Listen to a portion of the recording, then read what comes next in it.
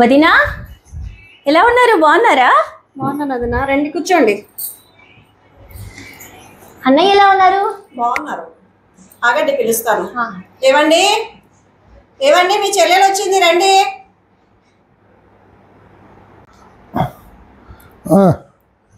సరే. ఏమ్మా ఎప్పుడు వచ్చావు? ఇప్పుడే వచ్చిన అన్నయ్య. ఎలా ఉన్నావు అన్నయ్య? బాగున్నానమ్మా. ఏమ్మా ఎలా ఉన్నారమ్మా అంతా? అందరం బాగున్నాం అన్నయ్య. మీరంతా బాగున్నారు కదా? బాగా బాగున్నాడా? అందరు బాగున్నారు. అయినా శ్రావణ మాసంలో నువ్వు మా ఇంటికి రావడం మా అదృష్టం అమ్మా. ఆడపాప అను ఏమన్నా తీసుకొని రా. ఓయ్ ఉండు, కూర్చోమ్మా. సరే అన్నయ్య. ఏం నీడొచ్చి కూర్చున్నావు? ఆ పాప వచ్చిందేమో నీకూడదా? ఏం చేయాలా? మీ చెల్లెలు రోజు పొద్దు బస్సార్లు వస్తా అంటే వండి వాడ్చుకుంటుండాలా? పోయిన సంవత్సరం శ్రావణ మాసం వచ్చింది ఆ పాప, మళ్ళీ ఈరోజు వచ్చింది. వచ్చింది ఏమి?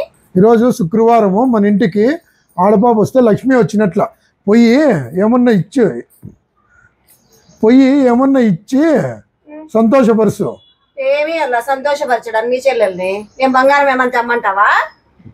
పనికి మాలిందానా, ఇంటికి ఆడపాప వస్తే బంగారం కాదు ఇచ్చేది. ఫస్ట్ వచ్చిన పాపకు ఒక గ్లాస్ మంచినీళ్ళు ఇచ్చి వదిన బాగుండావని పసుపు కుంకుమ ఇస్తే మనకి మంచి జరుగుతుంది.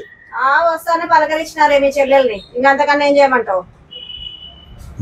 ఇప్పుడు నువ్వు అతి చేయొద్దు, ఈ పాపకు తీసుకుని కాదే.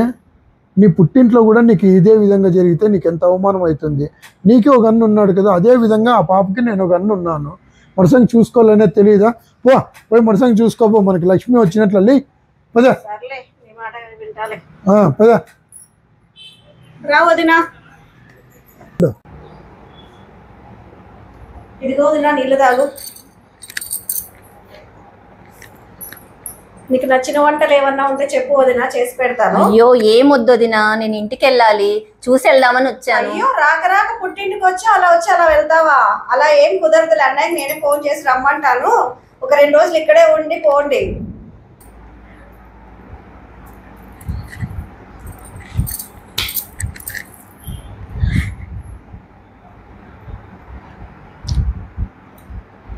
అర్థం చేసుకొని ఒకరినొకరు